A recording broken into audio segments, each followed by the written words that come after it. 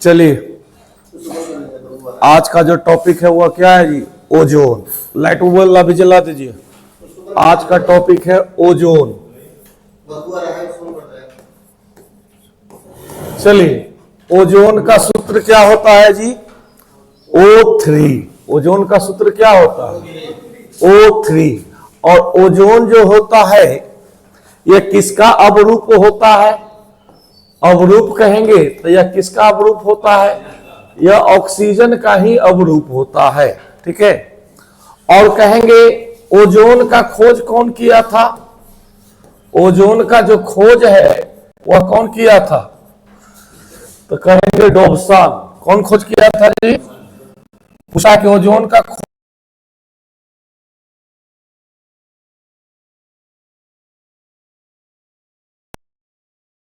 मोटाई को, ओजोन को किसका? मोटाई को किस में मापा जाता है? ओजोन के मोटाई जो होता है, मोटाई को किस में मापा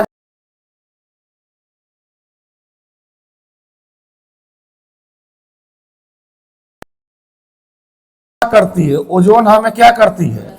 रक्षा करता है। किससे? परावैंगनी किरण से। रक्षा किससे करता है?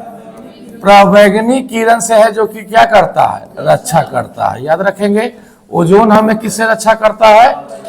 अपरावैंगनी किरण। और परावैंगनी किरण का खोज कौन किया?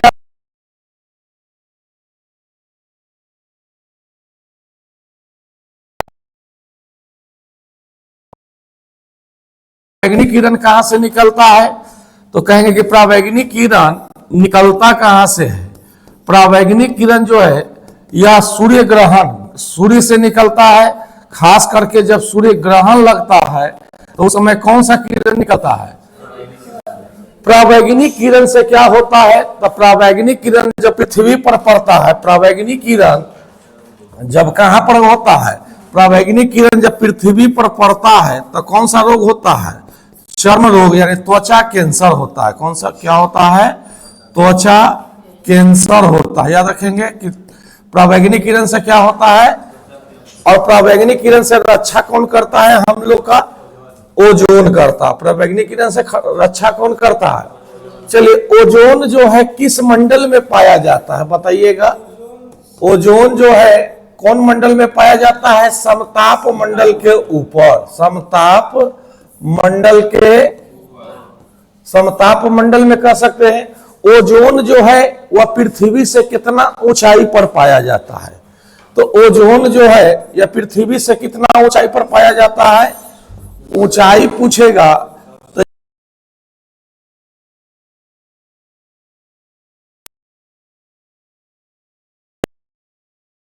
कौन सा पाया जाता है? ओजोन। ठीक है। पृथ्वी के कहेंगे कि 32 से 58 किलोमीटर के ऊंचाई तक में कौन सा परत पाया जाता है? ओजोन। अब आइए, ओजोन की जो ओजोन जो है, ओजोन परत प्रभावित कौन करता है जी? O3 को प्रभावित कौन करता है? प्रभावित करने वाला कौन है? तो प्रभावित करता है कौन? CFC। ओजोन प्रभावित कौन करता है? और CFC का फुल फॉर्म क्या होता है? क्लोरोफ्लोरोकार्बन। वो जो, हाँ याद रखिएगा कि CFC का फुल फॉर्म क्या होता है? और वो जो CFC निकलता कहां से है? तो जितना जो होता है घरेलू रेफ्रिजरेटर क्या होता है जी?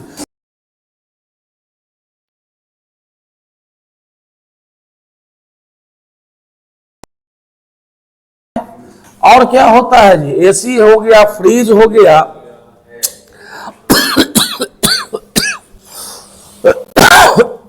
कूलर वगैरह हो गया। तो यहां से इस सबसे क्या निकलता है जी? यहां से निकलता है CFC। कहां से निकलता है? जो प्रभावित करता है CFC, वह निकलता है CFC घरेलू रेफ्रिजरेटर, AC और किस से? ओजोन परत में छिद्र होने का कारण है। ओजोन ओजोन परत में जो छिद्र हुआ है वह किस गैस के कारण हुआ है? CFC। और CFC का फुल फॉर्म क्या होता है? क्लोरोफ्लोरोकार्बन। और यह निकलता कहां से है जी? घरेलू रेफ्रिजरेटर। याद रखिएगा।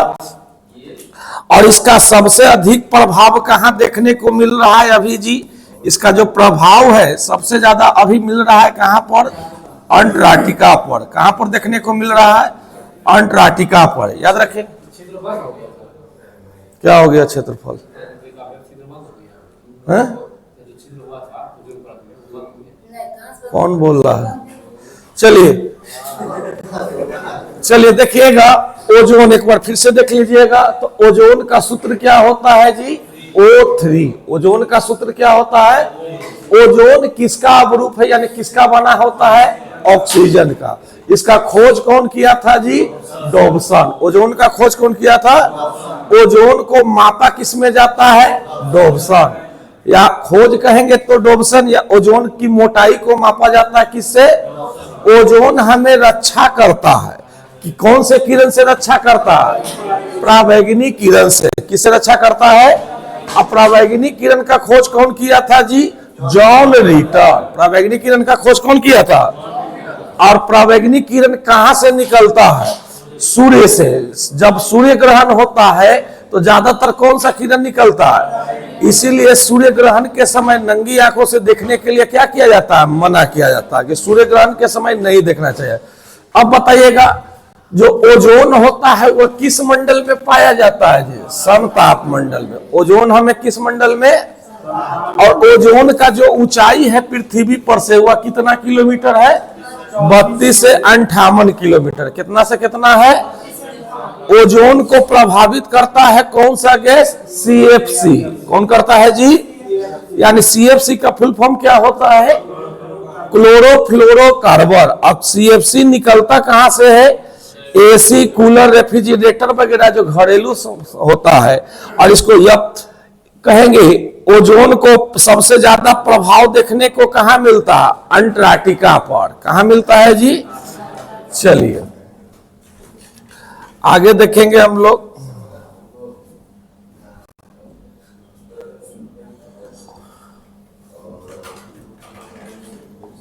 चलिए अब देखिएगा, यहां पर कह रहा है, हाँ तो थोड़ा देख लेंगे इसको। कह रहा है कि ओजोन, यह गैस ऑक्सीजन का ही एक विशेष रूप है। यह ऑक्सीजन से ही बना है। यह वायुमंडल में अधिक ऊंचाई पर ही अति न्यून मात्रा में मिलता है। अधिक ऊंचाई पर बहुत कम मात्रा में मिलता है, क्योंकि इसकी ऊंचाई होता है कितना? 32 से कितना किलोमीटर? 58 किलोमीटर। यह सूर्य से आने वाली तेज कौन सा किरण जी? पराबैंगनी किरण जो होता है, सूर्य से आने वाली पराबैंगनी किरण को, पराबैंगनी विकिरण की कुछ अंश को अवशोषित कर लेता है। यह 10 से 50 किलोमीटर की ऊंचाई पर केंद्रित है। जो 10 दिया है यह होगा 32 से कितना किलोमीटर? 58 किलोमीटर जो एग्जाम में दिया है। वायुमंडल में ओजोन गैस की मात्रा कमी होने के कारण सूर्य की पराबैंगनी विकिरण अधिक मात्रा में पृथ्वी पर पहुंचता है, जिससे कौन सा रोग होता है जी? कैंसर जैसे। तो कौन सा कैंसर कहेंगे? तो त्वचा कैंसर। कौन सा कैंसर? यह भयानक बीमारी फैला सकती है। अब आइए जी, 5वां है जो अगला टॉपिक है, वह क्या है आपका? जलवाष्प। क्या है जी? चलिए जलवाष्प है, थोड़ा सा देख लीजिएगा। इसमें एक हम बताए थे जलवाष्प, अथवा देख लेंगे।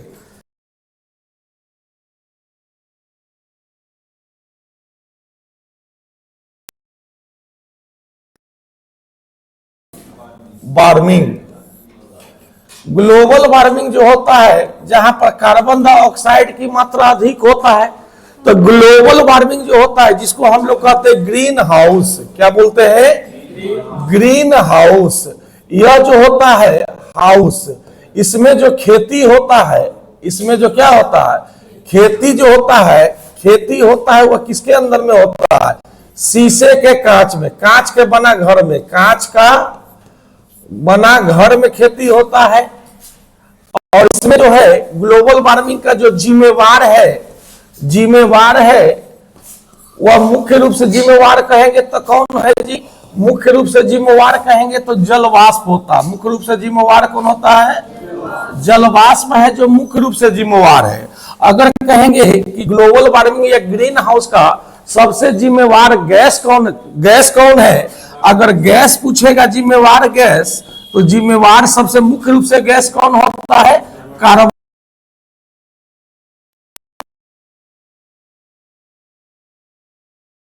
तो CO2 होता है, CH4 होता है, CFC होता है, ठीक है, सी होता है, याद रखिएगा, सी होता है, वो भी ग्लोबल वार्मिंग का जिम्मेवार होता है। फिर होता है N2O, होता है नाइट्रस ऑक्साइड। कौन कौन होता है? N2O, तो याद रखेंगे CO2, CH4, CFC और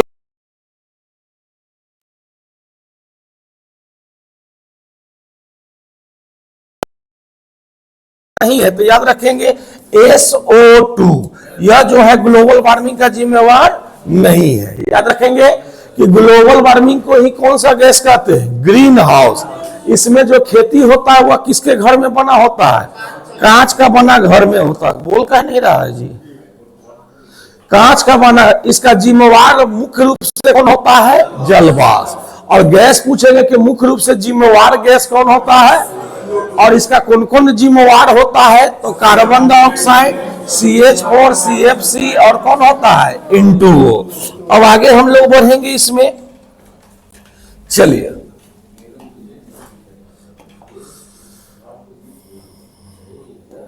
आइए। हाँ तो देखिएगा जल वाष्प के बारे में कह रहा है, वायुमंडल में जल वाष्प सबसे अधिक परिवर्तनशील तथा असमान वितरण वाली गैस है। यह ऊंचाई के साथ साथ क्या होता है? जल वाष्प जी घट जाती है। अंडरलाइन करिएगा, जैसे जैसे ऊंचाई बढ़ेगा वैसे वैसे टेम्परेचर सूर्य का ज्यादा होगा, और ज्यादा होगा तो जल वाष्प क्या होगा? कम होगा। जल वाष्प मुख्य रूप से किसके लिए जिम्मेवार है जी? Green house. किसके लिए जिम्मेवार है? अंडरलाइन करिएगा, जलवाष्प जो है 90 किलोमीटर के ऊंचाई तक ही पाई जाती है।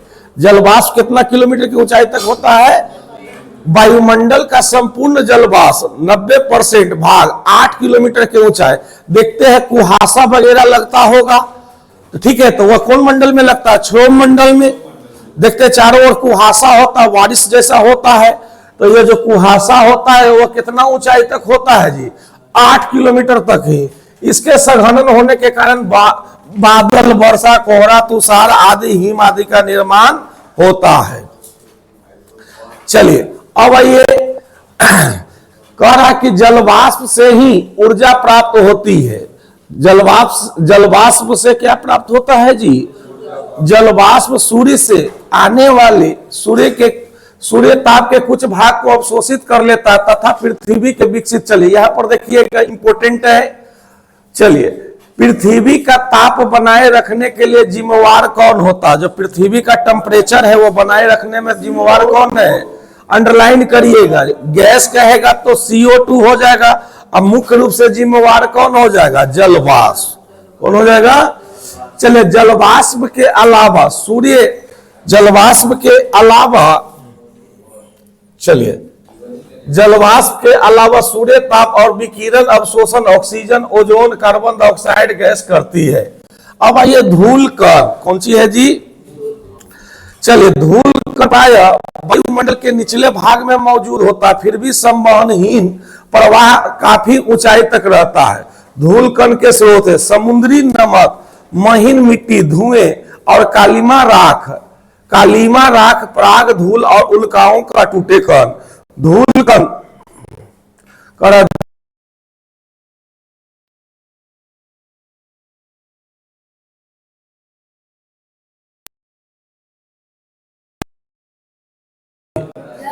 हाँ अंडरलाइन करिएगा इसको। आकाश का जो रंग होता है वह कैसा दिखाई देता है? नीला दिखाई देता है। आकाश का रंग कैसा दिखाई देता है और वह किसके कारण दिखाई देता है? चलिए अब आएंगे हम लोग वायुमंडल के संरचना। वायुमंडल को हम लोग कितना परत में बांटे थे? 5। वायुमंडल को कितना परत में बांटे थे? 5 परत में बांटे थे। चलिए, पहला कौन परत है जी? क्षोभमंडल। कौन मंडल है? क्षोभमंडल को अंग्रेजी में क्या कहते हैं जी? या पृथ्वी के सबसे निचले मंडल को क्या कहेंगे? क्षोभमंडल। क्या कहेंगे? चलिए यहां पर देखिएगा, थोड़ा सा नहीं क्वेश्चन है तो तुरंत हो जाएगा आपका। चलिए, कौन मंडल है? क्षोभमंडल।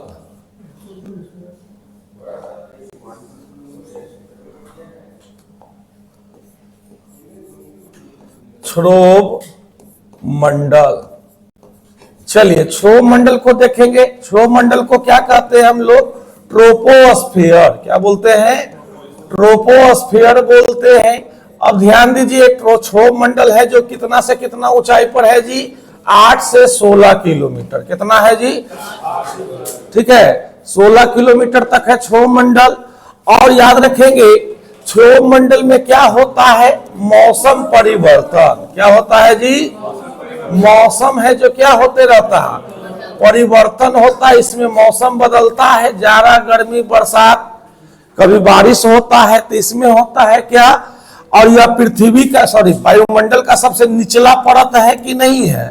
यह सबसे निचला परत है। और सबसे बाह्य परत कौन होता है? बाह्य मंडल। सबसे बाहर में कौन होता है जी? तो याद रखिएगा क्षोभ मंडल को कहा जाता है कौन सा स्फीयर? इसकी ऊंचाई कितना होता है और इसमें क्या होता है? मौसम परिवर्तन। जैसे हम कहेंगे वर्षा होना, बादल का गर्जन,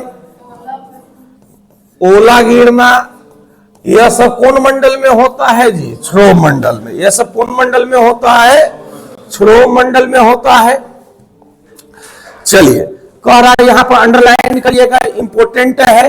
कह रहा कि क्षोभ मंडल में तापमान गिरावट की दर जो होता है वह कितना मीटर होता है? जैसे जैसे 132-65 मीटर ऊपर की ओर जाइएगा तो 1 डिग्री सेल्सियस या 1 किलोमीटर की ऊंचाई पर कितना हो जाएगा? यानी 165 मीटर ऊपर की ओर जाइएगा तो कितना ताप घट जाएगा जी? 1 मीटर। नीचे कितना मीटर जाइएगा तो 1 डिग्री बढ़ जाएगा? 32। ये दोनों आता है एग्जाम में, अंडरलाइन करिएगा। जैसे क्षोभ मंडल में ऊपर की ओर कितना मीटर? 165 मीटर। या नीचे कहेंगे तो नीचे में कितना? 32 मीटर। नीचे में कितना? 32 मीटर नीचे जाइएगा तो 1 डिग्री सेल्सियस तापमान क्या होगा? बढ़ेगा। 165 मीटर ऊपर की ओर जाइएगा तो 1 डिग्री ताप क्या होगा? घटेगा। चलिए, अब आइए सभी मुख्य वायुमंडलीय घटनाएं, जैसे बादल आना, बादल लगना। अब थोड़ा बादल देखिएगा, बादल को किससे मापा जाता है? बादल किसका बना होता है? धूल कण का। बादल किसका बना होता है? और बादल आकाश में तैरता हुआ दिखाई देता है। तो बादल आकाश में तैरता है किसके कारण? कम घनत्व के कारण। किसके कारण? कम घनत्व होने के कारण है जो बादल आकाश में कैसा दिखता है? तैरता हुआ। आंधी एवं वर्षा, वर्षा को किससे मापते हैं हम लोग जी? रेन गेज से। वर्षा को किससे मापते हैं? और वर्षा किस मंडल में होता है? क्षोभ मंडल में। इसी मंडल में होते हैं। इस मंडल को कौन मंडल कहा जाता है? संवहन मंडल कहा जाता है। यानी कि कहेंगे वायुमंडल का गर्म होना यह किसके कारण होता है जी? गर्म होता है 3 विधि से, चालन विधि, संवहन विधि और कौन विधि? विकिरण विधि। तीनों को देख लेंगे हम लोग, यहाँ पर 1 मिनट लगेगा। कौन कौन विधि होता है जी? चालन विधि, संवहन विधि और कौन विधि? जो पृथ्वी गर्म होता है कोई वस्तु, वह कितने विधि से होता है गर्म होना? तो गर्म होता है होना 3 विधि है। कौन कौन है जी? चालन विधि, संवहन विधि और कौन होगा? विकिरण विधि। कौन होगा जी? चलिए समझिएगा, चालन विधि जो होता है इसमें होता है धातु। इसमें क्या होता है? जैसे लोहा, जो लोहा का गर्म होना, या इसमें हम कहेंगे चाय का केटली का गर्म होना। चाय का केटली का गर्म होना यह किसके कारण होता है जी? या लोहे की जो छड़ होगा वह गर्म होता है।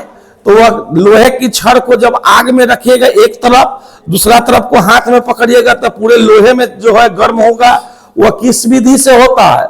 चालन विधि। अब ये देखिएगा यहाँ पर संवहन में 2 विधि याद रखेंगे। मिट्टी का बना घड़ा, मिट्टी का बना घड़ा में पानी रखा ठंडा होता है। मिट्टी का बना घड़ा में रखा पानी का क्या होना? ठंडा होना। और दूसरा जो एग्जाम्पल देता है वायुमंडल का गर्म होना। किसका गर्म होना? वायुमंडल का गर्म होना। यह कौन विधि द्वारा होता है? संवहन विधि द्वारा। कौन विधि द्वारा होता है? और विकिरण विधि द्वारा कहेंगे तो पृथ्वी का गर्म होना। पृथ्वी का क्या होना? गर्म होना, सूर्य के प्रकाश से गर्म होना, या किस विधि के द्वारा, या आग के पास खड़ा होने पर, आग के पास खड़ा होने पर गर्मी महसूस होना, यह भी किस कारण होता है जी? आग के भट्ठी के सामने खड़ा होइएगा तो आपको गर्मी लगेगा, वह किस विधि से होता है? तो याद रखना हमको यह है कि वायुमंडल जो है गर्म होता है, वह कौन विधि से? ठीक है, चालन विधि में कौन आ जाएगा जी? धातु प्लस क्या? लोहा, इसका जिम्मेवार होता है। जैसे चाय का केटली का गर्म होना, चाय का केटली का गर्म होना कौन विधि होगा? चालन। संवहन में कहेंगे मिट्टी का बना घड़ा का ठंडा होना, या रूम में एसी जब चालू करते हैं तो रूम का ठंडा होना, ठीक है, या सेंट वगैरह छींटते हैं तो चारों ओर फैलना, यह सब किसके कारण होता है? संवहन। तीसरा है पृथ्वी का गर्म होना, या आग के भट्ठी के पास खड़ा होने पर गर्म महसूस होना, यह सब कौन विधि हो जाएगा? ना बोलिएगा तो सुनिए खाली। अब आइए, कह रहा है, चलिए, क्षोभ मंडल को क्या कहा जाता? अधोमंडल कहा जाता है। अंडरलाइन करिएगा, क्षोभ मंडल को क्या कहा जाता है? अधोमंडल। जैविक क्रियाएं के लिए यह सबसे महत्वपूर्ण है। चलिए, क्षोभ मंडल समताप मंडल को अलग करने वाले भाग, एक होता है क्षोभ मंडल और एक होता है कौन मंडल? इसके नीचे समताप क्षोभ मंडल, और एक कौन होता है? दोनों के जो बीच का होगा उसको हम क्या कहेंगे? क्षोभ सीमा। क्या कहेंगे जी? चलिए, क्षोभ मंडल और समताप मंडल को अलग करने वाला भाग क्या कहलाएगा? बॉर्डर कहलाएगा। बॉर्डर ना होगा। विषुवत वृत्त के ऊपर क्षोभ सीमाएं हवा का तापमान कितना होता है जी? -80 डिग्री सेल्सियस से ध्रुव की ऊपर कितना डिग्री? चलिए, तापमान स्थिर होने के कारण इसे क्षोभ सीमा कहा जाता है। दूसरा जो है कौन मंडल है जी?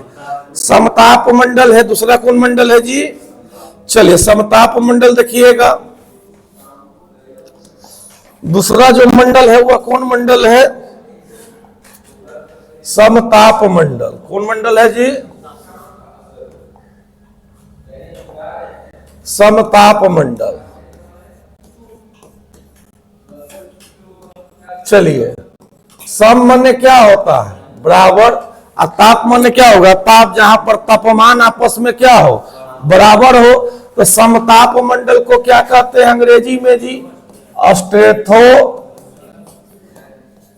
स्फीयर। Stratosphere. इसकी जो ऊंचाई होता है, हाइट होता है, वह कितना होता है जी? 32 से कितना किलोमीटर? रुक जाइए, सॉरी, 16 से कितना किलोमीटर होता है जी? कितना किलोमीटर होता है? 16 से 32 किलोमीटर तक होता है। और इसमें क्या होता है? वायुयान का उड़ना। किसका उड़ना? वायुयान का क्या होना? वायुयान है जो किस मंडल में उड़ता है जी? समताप मंडल में। कौन मंडल में? इसमें तापमान है जो निश्चित होता है, तापमान है जो कांस्टेंट होता है, टेम्परेचर है जो क्या होता है? कांस्टेंट होता है, यह हमेशा बदलते नहीं रहता है। याद रखिएगा, समताप मंडल को क्या कहेंगे जी? स्ट्रेटोस्फीयर। और इसकी ऊंचाई कितना होता है? 16 किलोमीटर से, सॉरी, हाँ, 16 से कितना किलोमीटर? इसी के ऊपर में कौन?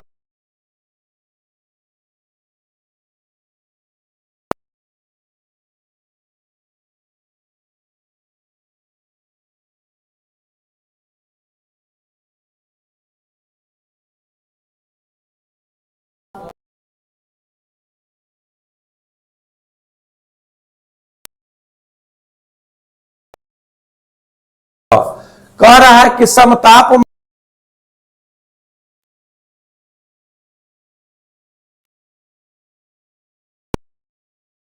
अंडरलाइन करिए।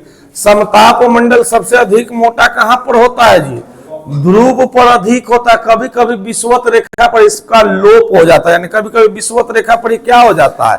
लोप माने गायब हो जाता है। इसमें मौसमी घटनाएं होती है,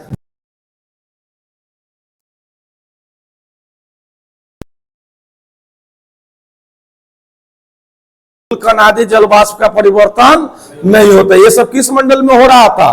क्षोभ मंडल में। इस मंडल में वायुयान की उड़ानें आदर्श दशा में पाई जाती है।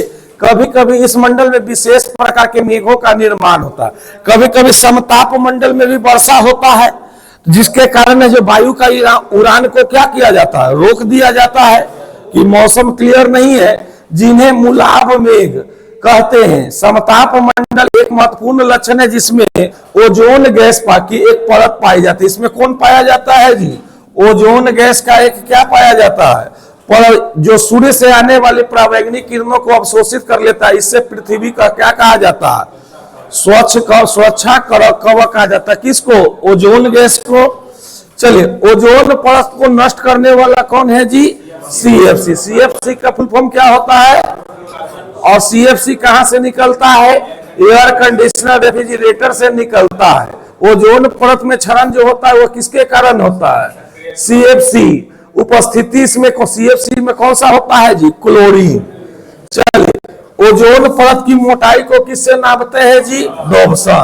चलिए, अब आइए कुछ विद्वान ओजोन मंडल को एक अलग मंडल मानते हैं, कोई अलग भी मानते हैं, कोई है जो समताप मंडल में ही मानते हैं। इसकी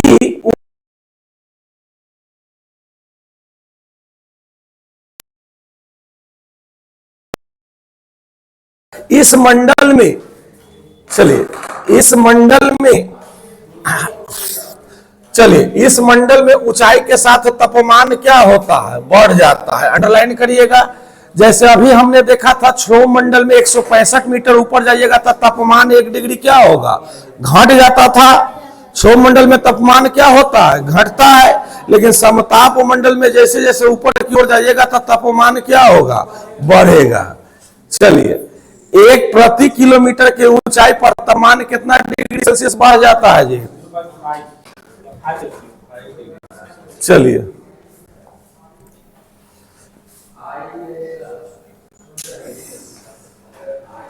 अब आइए, खत्म हो गया जी। अब आइए, कौन मंडल है जी? मध्य मंडल, या इसी को ओजोन मंडल भी कुछ लोग कहते हैं। मध्य मंडल को हम लोग क्या कहते हैं? मेसोस्फीयर, या इसी को ओजोन मंडल कहते हैं। उसको क्या बोलते हैं? ओजोनोस्फीयर। चलिए, कह रहा मध्य मंडल में जो समताप मंडल के ठीक ऊपर होता है, समताप मंडल के ठीक क्या होता है? ऊपर होता है, 80 किलोमीटर के ऊंचाई तक फैला है। इस स्तर में भी ऊंचाई के साथ साथ तापमान में क्या आता है? कमी आता है। क्या आता है जी? और 80 किलोमीटर की ऊंचाई पर तक पहुंचकर -100 डिग्री सेल्सियस हो जाता है। अंतरिक्ष में प्रवेश करने वाले उल्का पिंड इस परत में आने पर जल जाता है। मध्य मंडल के ऊपरी परत को क्या कहते हैं? मध्य सीमा। अंडरलाइन करिएगा। इसमें अंतरिक्ष में जो उल्का पिंड है, या इस परत में आने पर, मध्य मंडल में आने पर वो क्या हो जाता है जी? जल जाता है। चलिए, अब चौथा है जो कौन मंडल है जी? आयन मंडल। कह रहा है कि आयन मंडल वायुमंडल के ऊपर 80 किलोमीटर से कितना किलोमीटर है जी? 400 किलोमीटर तक के बीच में स्थित है। इसमें अवशेषित कण पाए जाते हैं। इसमें कौन पाया जाता है जी? यहाँ 80 से 400 दिया है, जबकि होता है कितना? 64 से 620 किलोमीटर तक। 64 से कितना किलोमीटर? काटेगा क्या लगू? एग्जाम के अनुसार है, जैसा पूछेगा उसके अनुसार देना होता है। अंडरलाइन कर लीजिए। 80 से देता है ना, तो 64 से भी देता है, हाँ, के बीच स्थित है। वहां पर लिख दीजिए 64 से 620। इसमें विद्युत आवेशित कण पाए जाते हैं। आयन मंडल में क्या पाया जाता है? विद्युत आवेशित कण पाए जाते हैं, जिन्हें आयन कहते हैं। इसलिए इसे आयन मंडल के नाम से जानते हैं। यह भाग कम वायु दाब तथा परावैंगनिक किरणों के द्वारा आयनीकृत होता है। आयन मंडल में ऊंचाई बढ़ने के साथ तापमान में क्या होता है जी? वृद्धि होता है।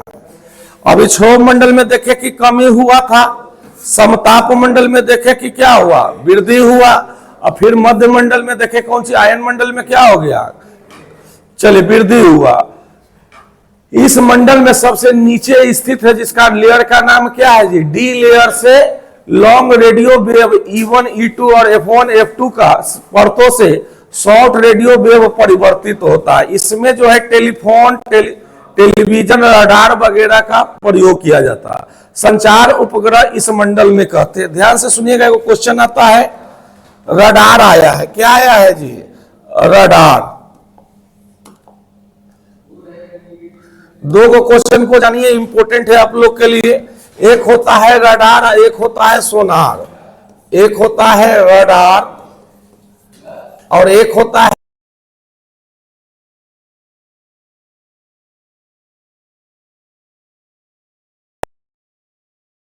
है क्या? सोनार। रडार का फुल फॉर्म पूछेगा पहले। फुल फॉर्म पूछता है रेडियो डिटेक्शन एंड रैंगिंग। क्या बोलेंगे? And ragging. इसका जो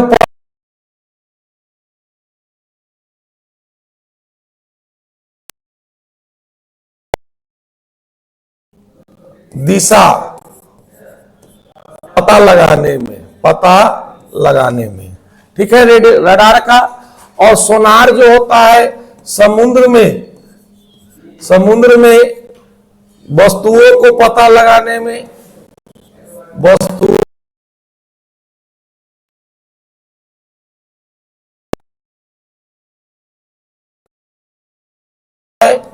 बोलिए आप लोग।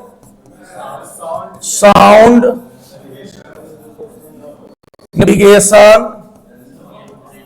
Navigation and ragging. एंड क्या होगा? रैंगिंग। ये दोनों पूछा जाता है, ठीक है। तो इसका प्रयोग समुद्र में किया जाता है, ठीक है। समुद्र में आने वाली जो होता है उसको पता लगाता है, सामानों को पता लगाता है। और रडार का प्रयोग वायुयान में किया जाता है। तो दोनों याद रखना है। चलिए अगला क्वेश्चन है बउआ। अभी बताए थे चालन, संवहन और कुछ ही बताए थे, विकिरण। चालन, संवहन, विकिरण बता दिए हैं।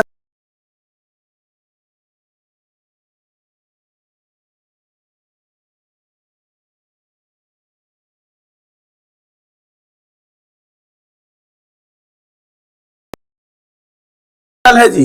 बाह्य मंडल को क्या कहते हैं अंग्रेजी में? एक्सोस्फीयर। कौन स्फीयर कहते हैं? यह आयन मंडल से ठीक ऊपर में पाया जाएगा। चलिए, इसकी कोई ऊपरी सीमा निर्धारित नहीं किया, 620 किलोमीटर से ऊपर होता है इसकी। हाँ, इस मंडल में कौन कैसे अंडरलाइन करिएगा, कहेंगे बाह्य मंडल में कौन कौन होता है? Hydrogen plus helium. अंडरलाइन करिए। हाइड्रोजन करिएगा 73%, हाइड्रोजन करिएगा 73%, हाइड्रोजन करिएगा 73%, हीलियम 26%।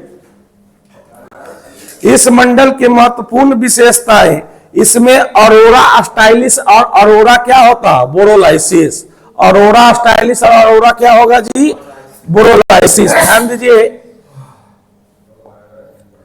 अरोरा स्टाइलिस और अरोरा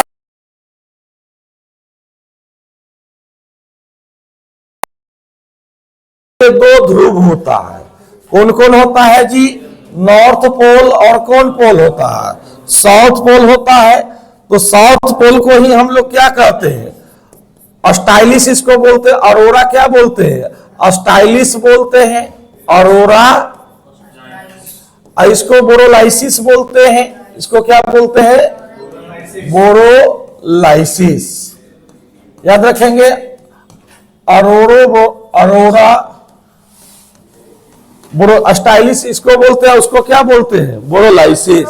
और जो बीच का रेखा होता है उसको क्या बोलते हैं?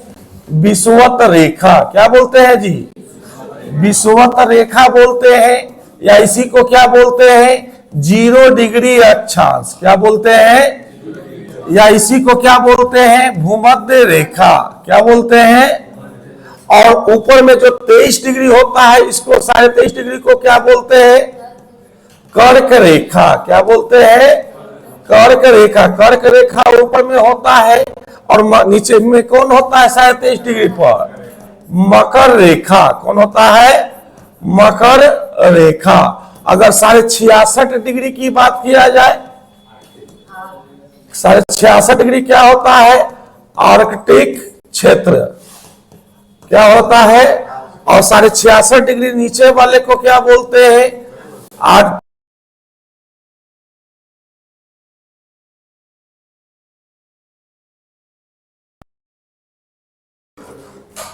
समझ गए? उत्तरी ध्रुव को क्या बोलेंगे? जल्दी बोलिए। ऑरोरा बोलोलाइसिस। नीचे वाले को क्या बोलेंगे? ऑरोरा ऑस्ट्रालिस। बीच वाले को क्या बोलेंगे? बीच वाले को क्या बोलेंगे? इसको बोलेंगे हम लोग क्या? विषुवत रेखा, या इसी को बोलते हैं 0 डिग्री अक्षांश। क्लियर है? 23.5 डिग्री को क्या बोलिएगा जी? 23.5 डिग्री नीचे में होगा तो मकर रेखा, और ऊपर में